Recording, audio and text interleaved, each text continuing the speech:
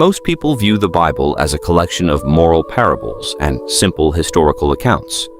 But if you read the text closely, specifically the opening verses of Genesis chapter 6, you stumble upon a narrative that reads less like a Sunday school lesson and more like an ancient cosmic horror story.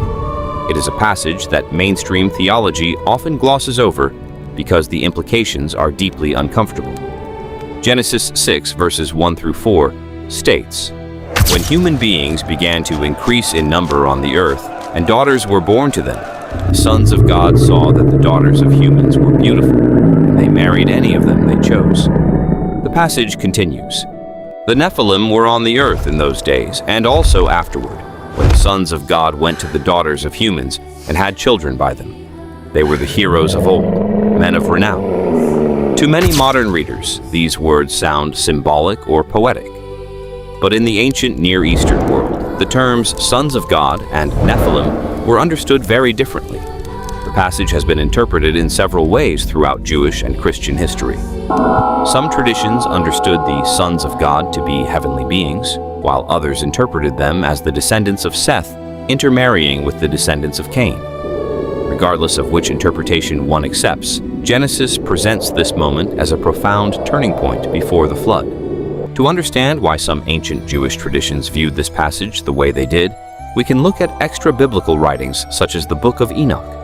Although it is not part of the biblical canon for most Christian traditions, it preserves an influential interpretation that was well known in the ancient world. According to that tradition, a group of heavenly beings known as the Watchers descended to earth under the leadership of Semjaza. They abandoned their appointed place and entered into relationships with human women. The Book of Enoch goes on to describe these Watchers as revealing forbidden knowledge to humanity. They taught the making of weapons, the working of precious metals, astrology, enchantments, and other practices that, according to the text, accelerated violence and corruption throughout the world. The same tradition identifies the offspring of these unions as the Nephilim. They are portrayed as mighty beings whose presence brought oppression, bloodshed, and widespread destruction. While these descriptions come from the Book of Enoch, rather than Genesis itself, they greatly influenced how many ancient readers understood the brief statements found in Genesis 6. The biblical account itself focuses on the result. Humanity had become profoundly corrupt. Genesis says that God saw the wickedness of mankind had become great upon the earth, and that every inclination of the human heart was continually bent toward evil. This brings us to Noah and the flood.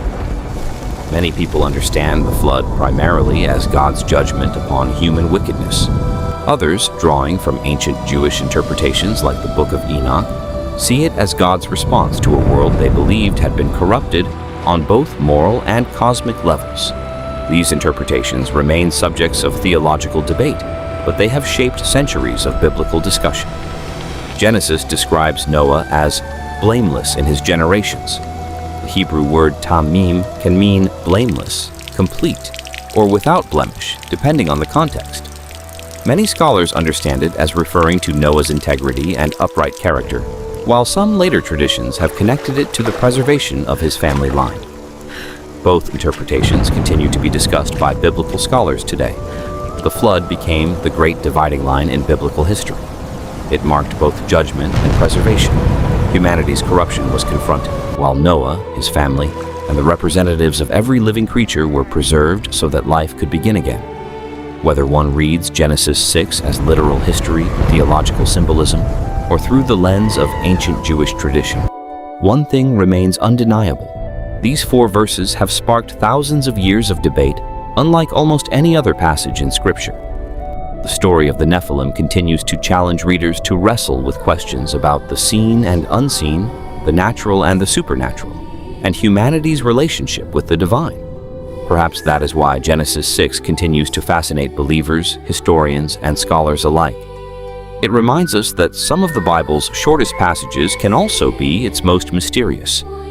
If this deep dive into one of Scripture's most debated chapters expanded your understanding, subscribe to the channel, leave a comment with your thoughts on Genesis 6, and share this video with someone who enjoys exploring the deeper questions hidden within the biblical text.